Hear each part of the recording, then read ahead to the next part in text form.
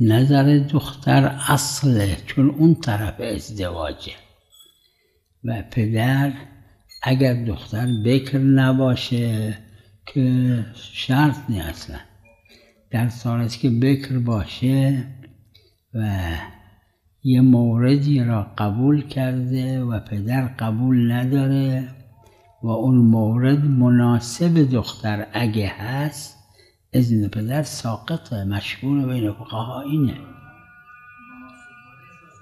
مناسب معیار اینه که مناسب عرفی باشه.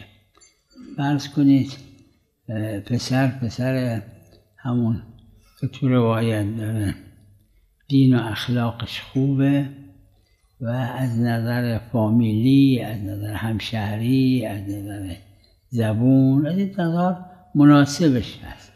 اگه دختر قبول کرد و پدر رفض کرد، این حتی از فقهای قبل مطرح تو شرایع هم داره، این که اذن پدر دیگه در اینجا شرط نیست. جایی شرطه که مناسب به دختر نباشه یا محرز نباشه که این جوان مناسب دختر هست یا نیست.